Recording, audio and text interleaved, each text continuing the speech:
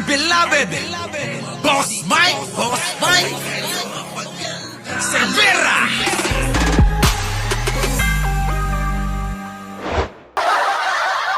Si Digong, oo, nanginginig, oo, malaman ang desisyon ng ICC. Kung inyo maalala mga kababayan ko, si Digong, humingi po,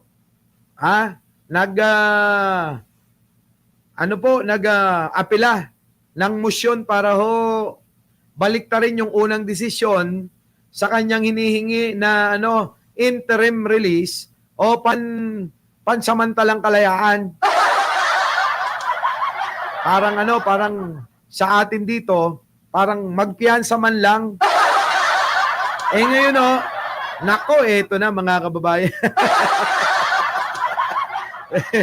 Sabi ko sa'yo, oy, Jake Magnus, lagot ka. Lagot. Nang Google Pay ka pala kapag hindi ka nakakabengbang Lagot ka, Jake Magnus. Si Jake Magnus po ang huling nakasama po ni Mima. Bago po lumabas itong mga issue na ito. Laka. Kung ako sa iyo humingi ka ng tawad sa kanya. Delia Shakoko, thank you kanina Diba? Humingi ka na ng tawad. Maglulumuhod ka na. Wala stick. Nang Google Pay ka pala kapag hindi ka nakakabengbang Grabe, no? Grabe. Eto na. Mga kababayan ko. Nako, Digonyo. Ewan ko dito kay Digong, mga kababayan ko. Bakit kaya natatakot ito? Na mapakinggan kung anong desisyon ng ICC sa kanyang hinihinging motion. Apela, sa kanyang apela na mabaliktad ang desisyon ng kanyang binasurang pansamantalang kalayaan sana. Eto na. Pasok! Si dating Pangulong Rodrigo Duterte sa pagbaba ng desisyon ng International Criminal Court Appeals Chamber sa inaapila niyang interim release. Bakit? Ayon sa Duterte Defense Team, pumirma ng waiver ang dating Pangulo para hindi humarap sa pagpasa ng desisyon. Ayon sa ICC Appeals Chamber, ilalabas nilang pasya mamayang alas 10:30 ng umaga, oras sa The Hague, Netherlands, o alas 5:30 ng hapon dito sa Pilipinas. So, mamaya ho yan mga kababayan. Mamaya po, alas 5:30 ng hapon at sa kanila naman ay umaga. Iba oras natin. So ngayon, mamaya malalaman natin kung mapapansamantalang mapapalaya si Digong o maaaprobahan, mababaliktad yung unang desisyon na binasura na nila nung una yung kanyang interim release na hinihingi.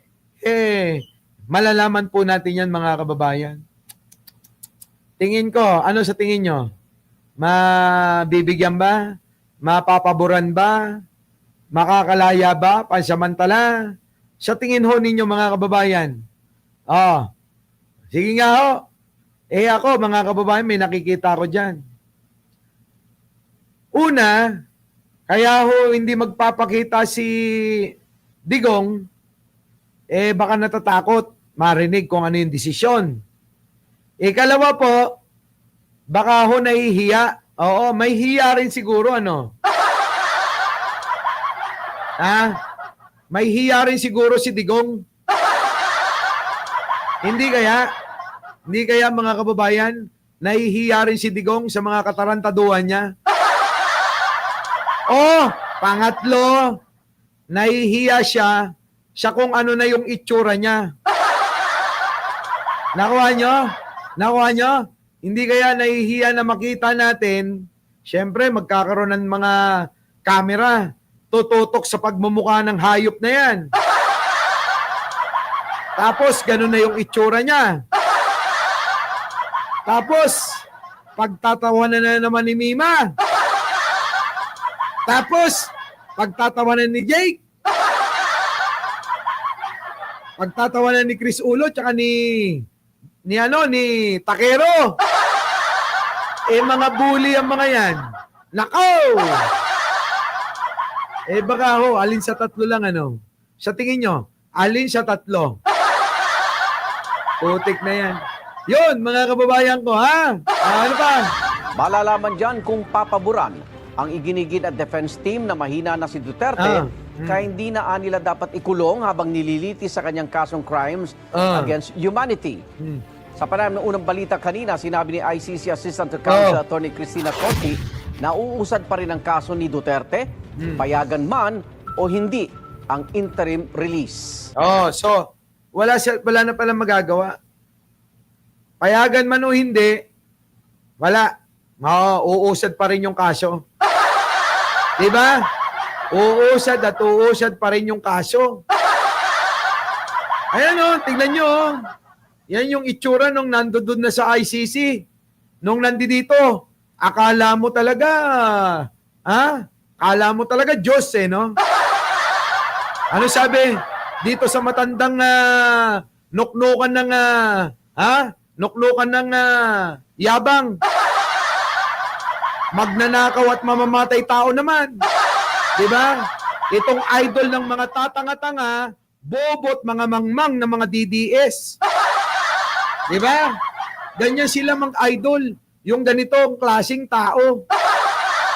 Kasi kung matino ka, hindi ka hahanga sa matandang ito. Kung matino ka, hindi mo hahangaan tong matandang to.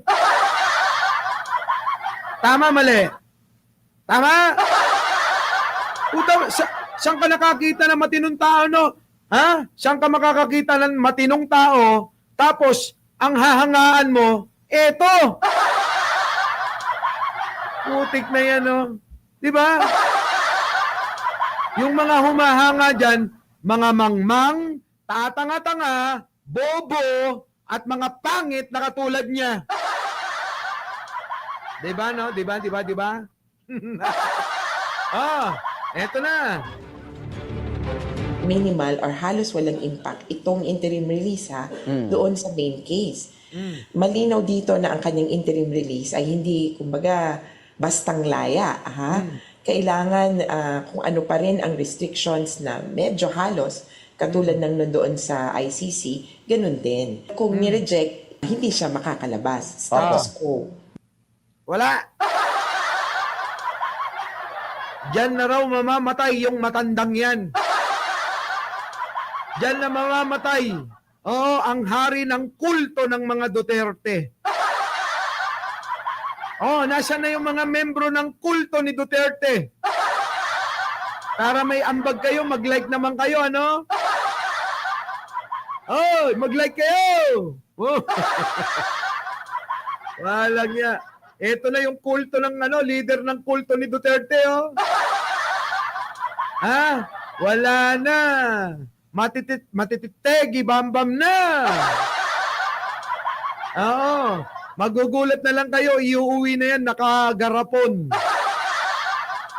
Diba? Malabong payagan. Malabong-malabo. Si Bato nga nagtatago. Si Bato nga nagtatago. Eto pa kaya? Sasabihin ng ICC.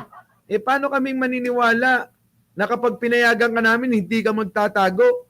Si Bato nga, hindi na magpakita. Kaya eto si Bato pahamak Kung hindi man payagan, yung kanyang apil at hindi paboran, sisihin nyo si Bato. Tama? Sisihin nyo si Bato.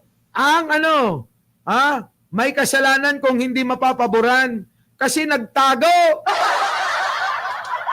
Diba? Yan ang sinasabi ko. Tignan mo. May mga bobo pa rin ditong DDS. Tatanga-tanga nyo. Saan ba nanggagaling yung mga utak nyo? Yung utak nyo ba galing sa puwet nyo? Tain na? Hindi nyo nga mapabagsak si Pangulong Bongbong. Marami kayo. Nasaan ang dami nyo, hindi nyo mapakita, mga bobo. Di ba? Ng mga bobo, nasaan ang dami nyo? Pakita nyo. E di dapat kung marami talaga kayo, mga tanga, e di sana, naagaw nyo na yung kapangyarihan, mga bobo. Ang bagay sa inyo, oh, total, kukonti lang naman kayo, oh, pumunta kayo ng Liwasang Bonifacio. O kaya doon sa, EDSA Shrine. O kaya doon sa People Power Monument. Oo, ay sa bagay, hindi nyo nga alam yun. Di ba? Doon, magsama-sama kayo, tapos mag-untugan kayo ng mga ulo. Hanggat hindi nabibiyak yung mga bungo nyo, huwag nyong titigilan. Di ba? Hindi maaalog yung mga, gamunggunin yung utak eh. Yung utak nyo, alam nyo, kailangan magkabiyakan muna ng bungo. Tapos hahalukayin pa. Tapos kailangan kailangan pa nating salain ng manipis na net. Para makita yung mga utak nyo eh. Ganyan